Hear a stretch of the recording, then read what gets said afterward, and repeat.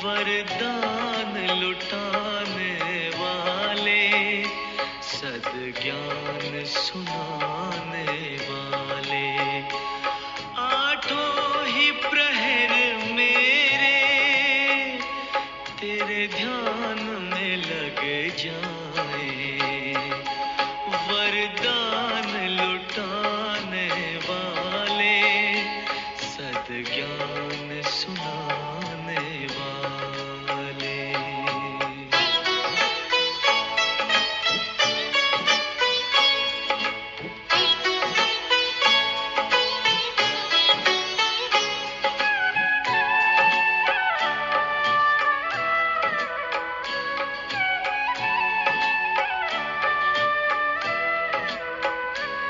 सोचा न कभी पहले, बिन मांगे वो पाया। जिसे ढूंढ रही दुनिया, उसने हमें अपनाया। उसने हमें अपनाया। कोई पूछे कौन मिला, मुख कैसे बतलाए।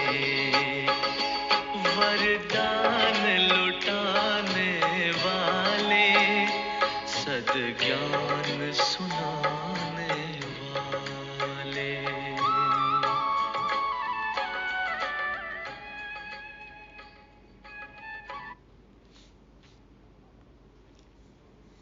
ओम शांति।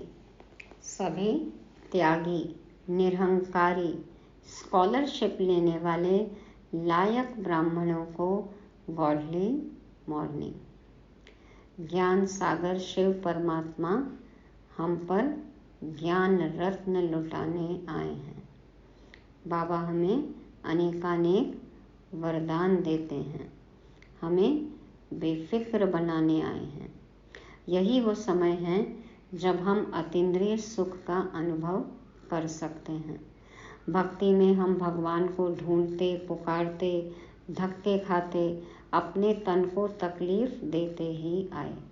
अब समझ मिली, बुद्धि का ताला खुला, सारे प्रश्नों का उत्तर मिला, गहरे राज खुले, ज्ञान और भक्ति का अंतर समझ आया और अनेक अनुभव हुए और हम बेफिक्र निश्चिंत हो गए ना सभी। तो अब क्या करना है? कल्याणकारी बाप के बच्चों को स्व और सर्व कल्याण में बिजी रहना है।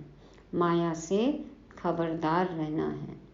माया जीत, प्रकृति जीत, फरिश्ता कैसे बनना है जानेंगे आज 15 मार्च 2024 के परमात्मा महावाक्यों में। मीठे बच्चे, ज्ञान सागर बाप तुम्हें रत्नों की थालियां भर भर कर देते हैं। जितना चाहे अपनी झोली भरो, सब फिक्रातों से फारिग हो जाओ।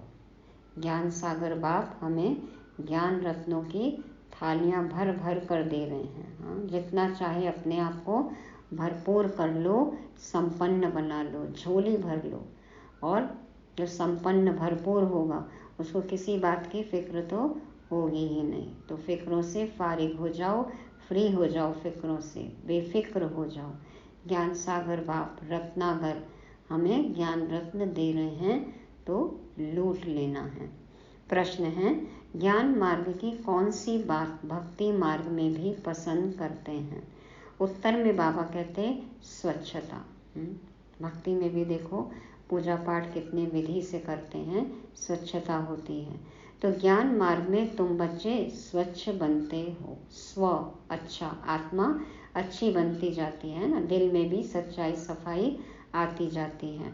बाप तुम्हारे मैलों कपड़ों को स्वच्छ बनाने आए हैं।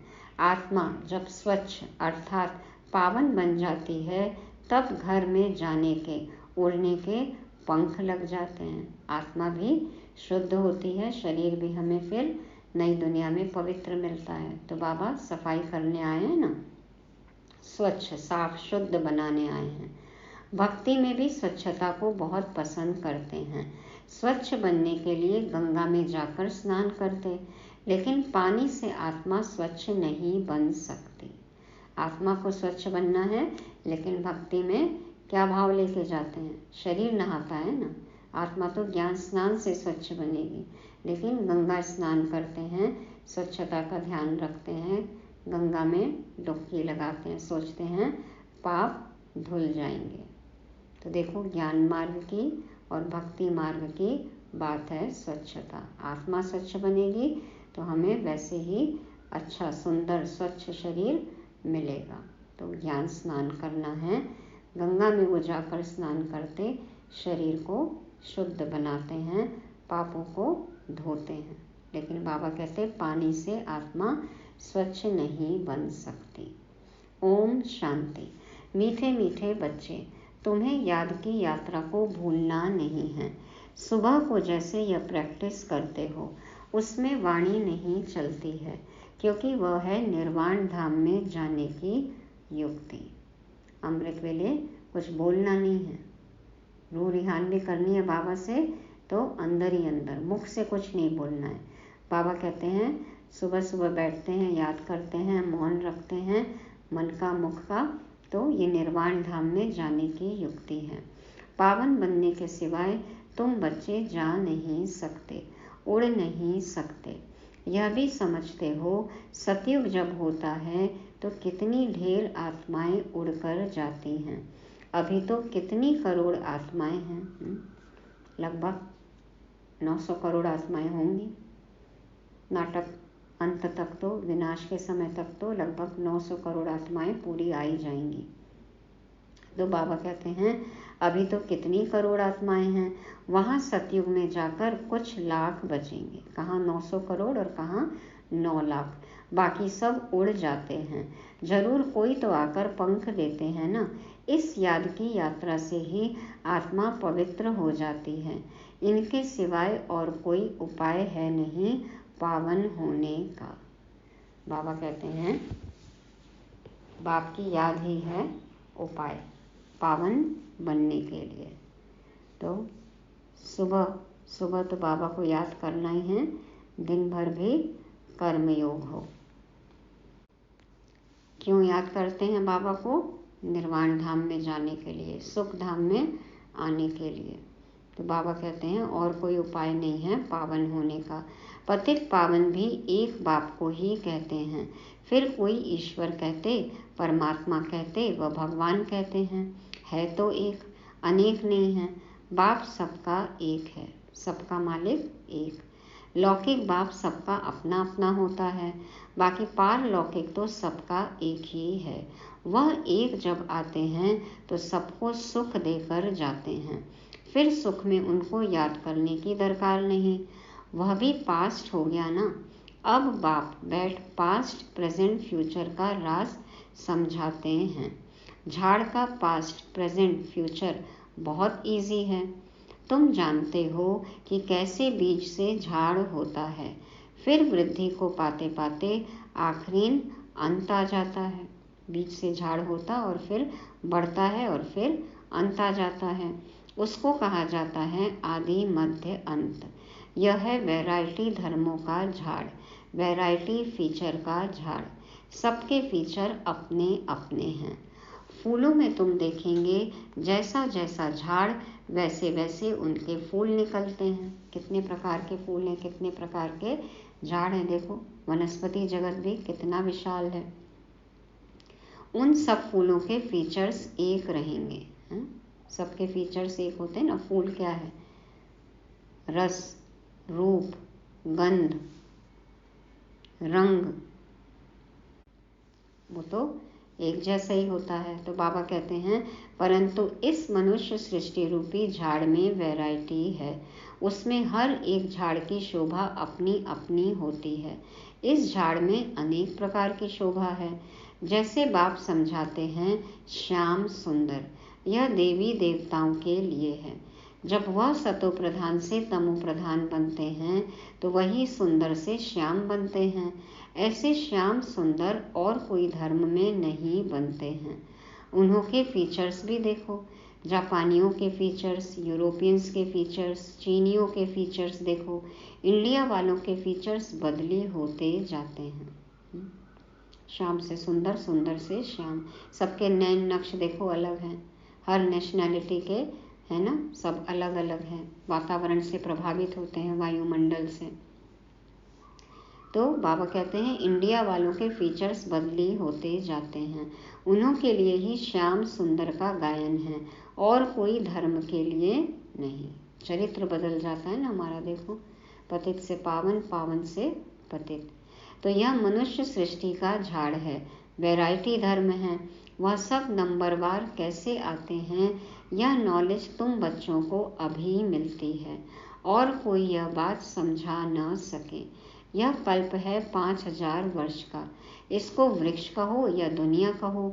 आधा में है भक्ति, जिसको रावण राज्य कहा जाता है। 5 विकारों का राज्य चलता है, काम चिता पर चढ़कर पतित सांवरे बन जाते हैं।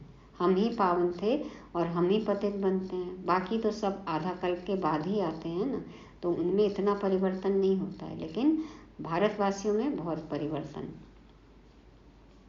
तो बाबा कहते हैं 5 विकारों का राज्य चलता है, काम चिता पर चढ़कर पतित सांवरे बन जाते हैं।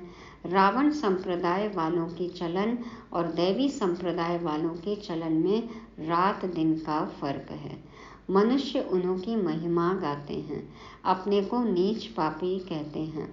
अनेक प्रकार के मनुष्य हैं, भक्ति तो तुमने बहुत की है, पुनर्जन्म लेते लेते भक्ति करते आए हो।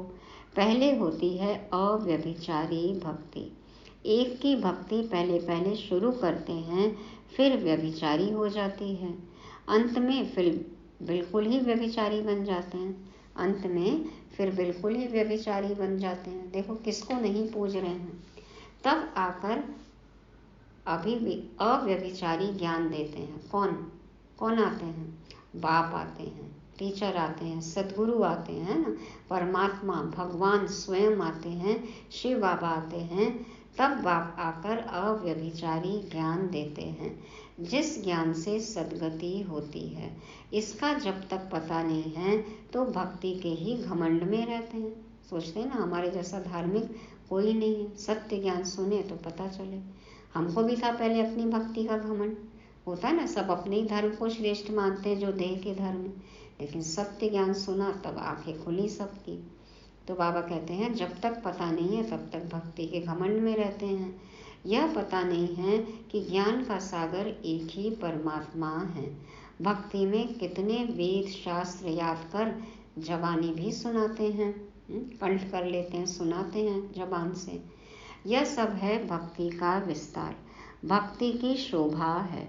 बाप कहते हैं यह मृग तृष्णा समान शोभा है। फिर भी आत्मा देखो अतृप्त रहती है, प्यास बुझती ही नहीं है, खोज है ना, पाते कुछ नहीं है, लेकिन भटक रहे हैं, तो मृग के समान भटकते ही रहते हैं। वो रेत पानी जैसी दूर से ऐसी चमकती है जैसे चांदी। रेत पर जब सूरज की किरणें पड़ती हैं तो ऐसा लगता है, वो चमकती है तो ऐसा लगता है पानी है? पेड़ जो रहते हैं उसकी परछाई दिखती है तो लगता है पानी है। मृग वहाँ जाता है, देखता है तो कुछ नहीं है, रेत ही है। वैसे ही आत्मा सोचती है भक्ति में सुख है, सुकून है, दौड़ रहे हैं, भाग रहे हैं, लेकिन आत्मा अतृप्त है। तो हिरण को प्यास लगती है तो वह उस रेत में भागते भागते फंस जाता है।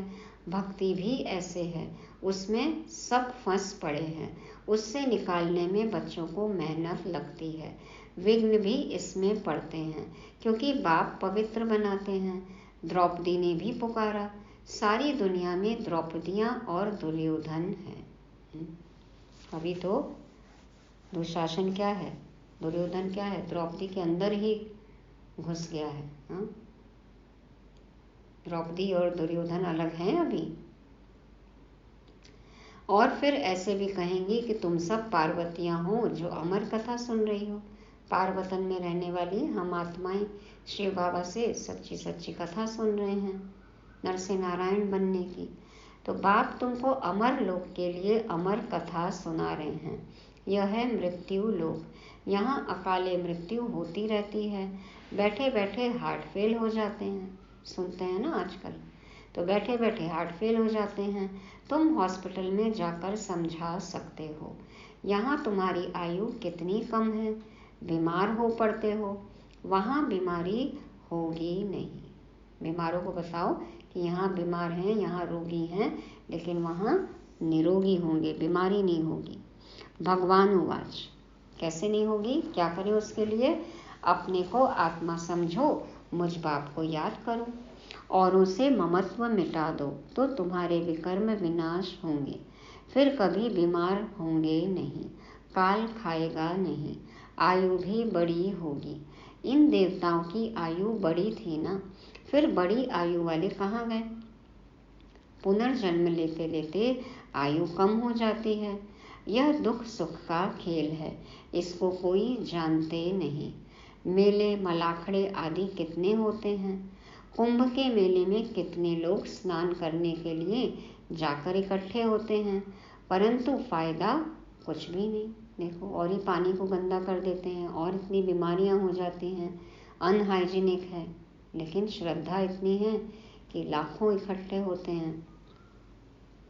तो बाबा कहते हैं तुम रोज स्नान करते हो, पानी तो सब जगह सागर से ही आता है, सबसे अच्छा पानी तो कुएं का होता है, नदियों में तो किचड़ा पड़ता रहता है, कुएं का पानी तो नेचुरल शुद्ध होता है, तो उनसे स्नान करना बहुत अच्छा होता है। कई लोग देखो कुएं में बाल्टी डालते हैं और खींचते हैं और बस नहा लेते हैं, तो कितना अच्छा पानी है।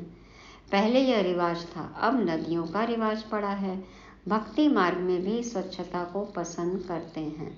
अब परमात्मा को पुकारते हैं कि आकर हमको स्वच्छ बनाओ।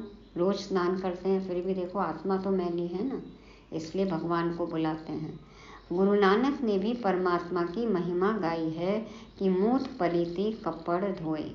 आत्मा क्या हो गई?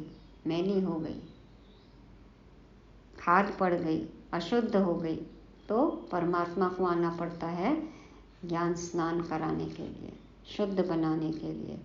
तो बाप आकर मूत पलीती कपड़ों को स्वच्छ बनाते हैं। यहाँ बाप आत्मा को स्वच्छ बनाते हैं। वो लोग आत्मा को निर्लेप समझते हैं।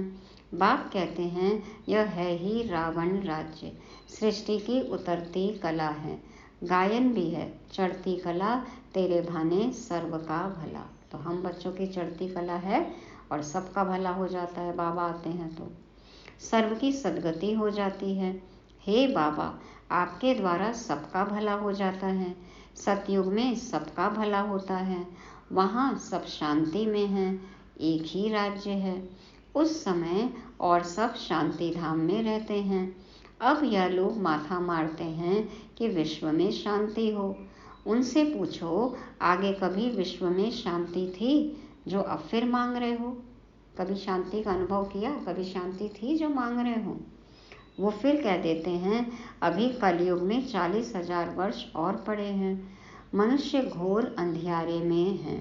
कहाँ 5,000 वर्ष का सारा कल्प, कहाँ एक कलयुग के ही 40,000 वर्ष बचे हुए बताते हैं। अनेक मतें हैं। बाप आकर सच बताते हैं कि जन्म भी 84 ही है। लाखों वर्ष हों फिर तो मनुष्य जानवर आदि भी बन सकते हैं, परंतु कायदा ही नहीं है। वो 84 लाख योनि बताते हैं। देखो, कहते हैं ना कि पहले जानवर थे, जीव जंतु कीड़े मकोड़े थे, वनस्पति थे, फिर मनुष्य भव मिलता है। बाबा कहते हैं ऐसा कायदा ही नहीं है। 84 जन्म मनुष्य का ही लेते हैं, उसका हिसाब किताब भी बाप बतलाते हैं। यह नॉलेज तुम बच्चों को धारण करनी है। ऋषि मुनि तो नीति नीति करके गए हैं, अर्थात हम नहीं जानते हैं तो नास्तिक ठहरे। जरूर कोई आस्तिक होंगे।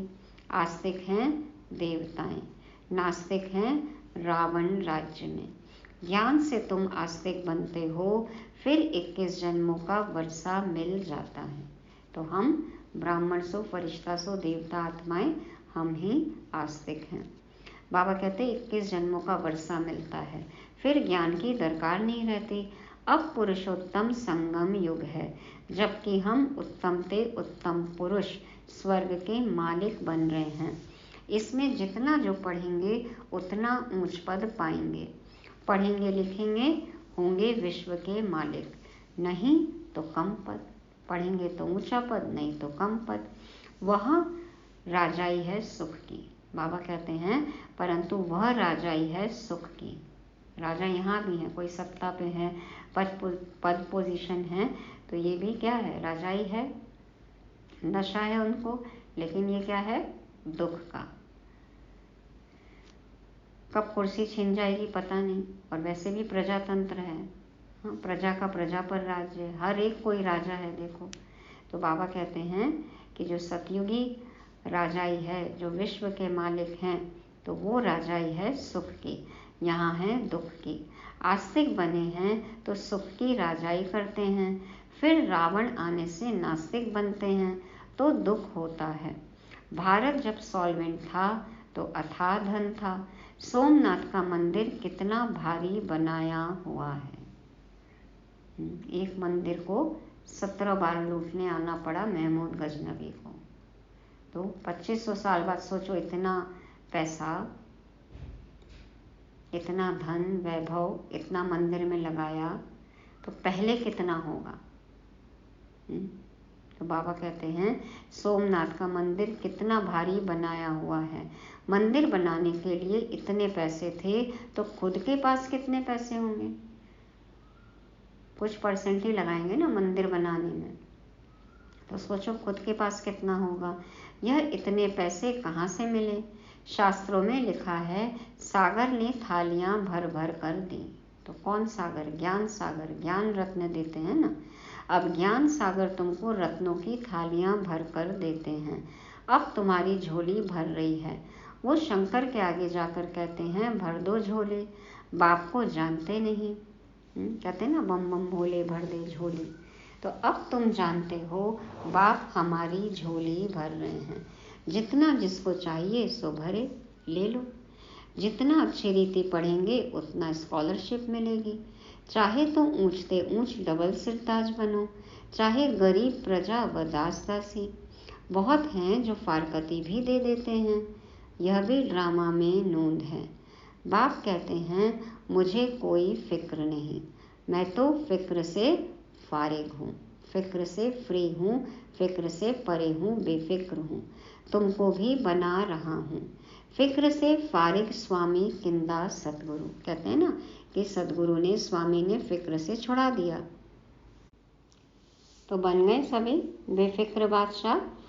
फिक्र से फारिग स्वामी किंदा सतगुरु। स्वामी जो सबका बाप है उनको मालिक भी कहते हैं। बाप कहते हैं मैं तुम्हारा बेहद का टीचर भी हूँ। भक्ति मार्ग में तुम अनेक टीचर से अनेक विद्याएं पढ़ते हो। बाप जो तुमको पढ़ाते हैं यह सबसे न्यारी नॉलेज है, सबसे अलग ज्ञान, नया ज्ञान।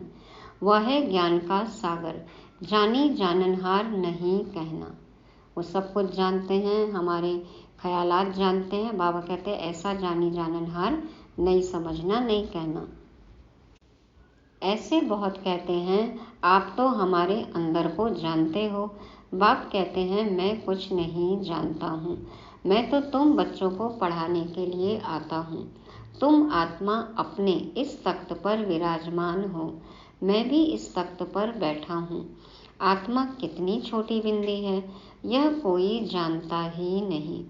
तब बाप कहते हैं पहले आत्मा को समझो फिर बाप को समझेंगे। बाप पहले पहले आत्मा का ज्ञान समझाते हैं। तो पहले खुद को समझो फिर खुदा को जानोगे। तो बाप पहले पहले आत्मा का ज्ञान समझाते हैं, फिर बाप का परिचय देते हैं। भक्ति में सालीग्राम बनाए पूजा कर फिर खलास कर देते हैं। बाप कहते हैं यह सब है गुड़ियों की पूजा। जो इन सब बातों को अच्छी रीति समझते हैं वह औरों का भी कल्याण करते हैं। बाप भी कल्याणकारी है तो बच्चों को भी बनना है। कोई तो औरों को दलदल से निकालते निकालते खुद फंस मरते हैं। गए उनको बचाने और खुद ही डूब जाते हैं।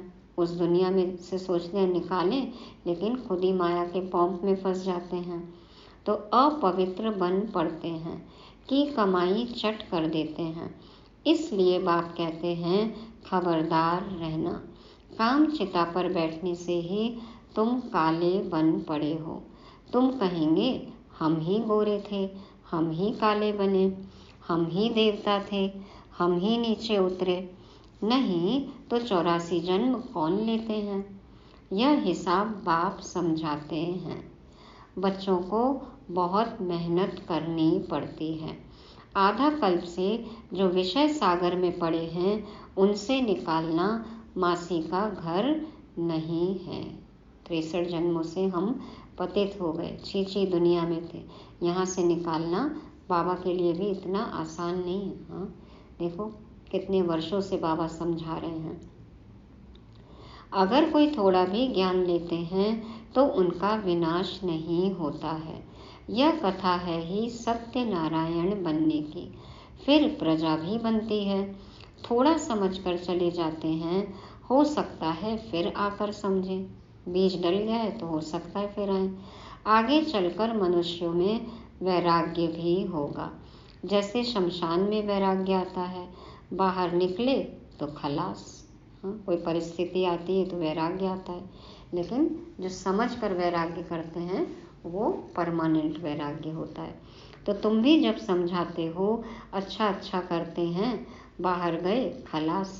कहते हैं यह काम उतार कर आएंगे, माना ये काम खत्म करके फिर आएंगे। बाहर जाने से माया माथा मोड़ लेती है, कोटों में कोई निकलता है। राजाई पद पाना, इसमें मेहनत लगती है। हर एक दिल से पूछे, बेहद के बाप को हम कितना याद करते हैं? कहते हैं बाप की याद भूल जाती है। अरे अज्ञान काल में कभी ऐसे कहते हैं कि हमको बाप भूल जाता है। कोई अपने माँ बाप को भूलता है? बाबा कहते हैं भल कितने भी तूफान आए, तुमको हिलना नहीं है। तूफान आएगा, सिर्फ कर्मेंद्रियों से कर्म नहीं करना। संकल्प आएंगे लेकिन कर्म में नहीं लाना। धीरे धीरे अवेयरनेस होगी तो संकल्प भी शुद्ध हो जाएंगे। कहते हैं बच्चे क्या कहते हैं, बाबा माया ने जादू लगा दिया। बाबा कहते हैं मीठे मीठे बच्चे, याद करो तो कट निकल जाएगी। याद करेंगे तो जंग निकल जाएगी। आत्मा पर कट चढ़ती है, जंग चढ़ती है, खाद लग जाती है ना, वह निकलेगी याद से। तो खाद कैसे निकलेगी? याद से। जंग कैसे कटेगी? याद से। कट कैसे ठीक होएगा? हाँ, कट लग जाती है तो वो भी याद से। बाप भी बिंदी है, सिवाय बाप की याद के और कोई उपाय नहीं कट उतारने का। अच्छा, मीठे मीठे से खिलते बच्चों प्रति माता पिता बाप दादा का याद प्यार और गुड मॉर्निंग। रूहानी बाप की रूहानी बच्चों को नमस्ते। हम रूहानी बच्चों की रूहानी बाप दादा को याद प्यार, गुड मॉर्निंग और नमस्ते। शुक्रिया बाबा, शुक्रिया। धारणा के लिए मुख्य सार। पहला पॉइंट, कल्याणकारी बाप के हम बच्चे हैं, इसलिए अपना और सर्व का कल्याण करना है।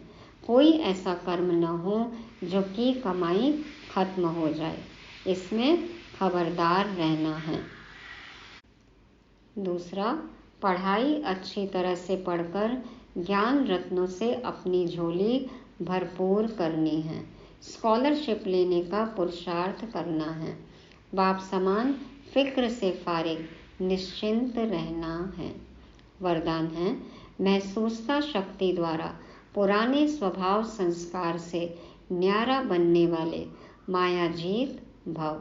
महसूसता शक्ति द्वारा पुराने स्वभाव संस्कार से न्यारा बनने वाले मायाजीत भव।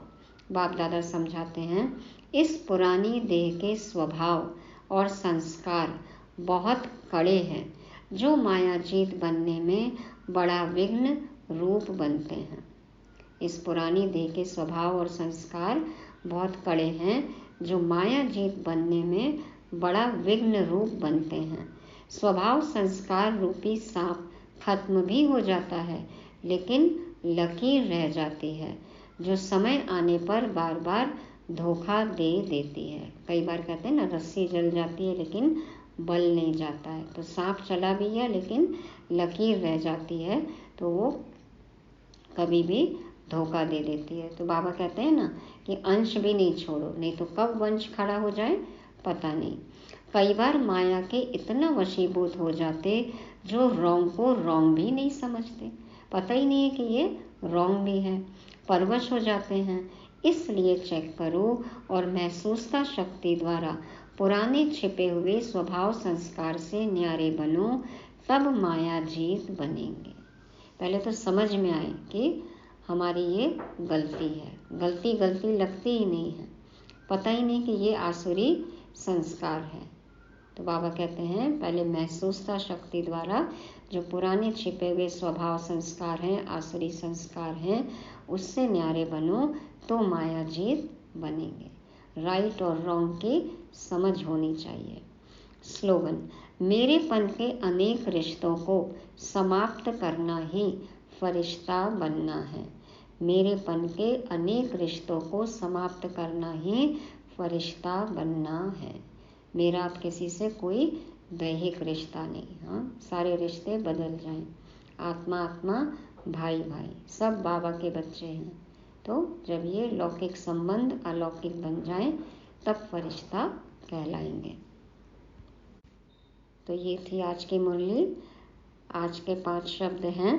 पहला ज्ञान रत्न, दूसरा बेफिक्र, तीसरा स्वच्छता, चौथा माया जीत और 5वां फरिश्ता।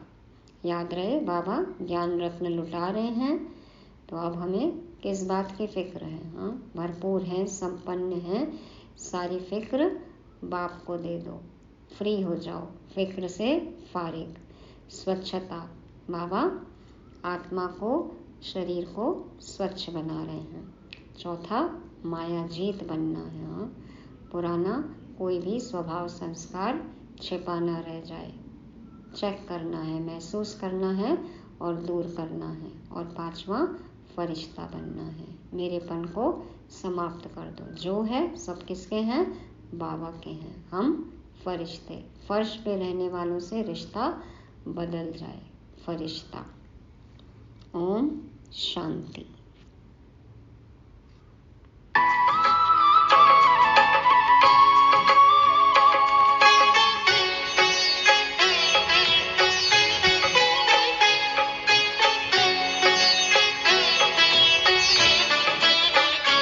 चुप रहना चाहे हम, ये आंखें बोलती है, इनमें बसता है तू, सब भेद ये खोलती है, सब भेद ये खोलती है, चेहरे की ये मुस्कान तेरा पता बता जाए, वरदान लुटाने वाले सद्ज्ञान सुना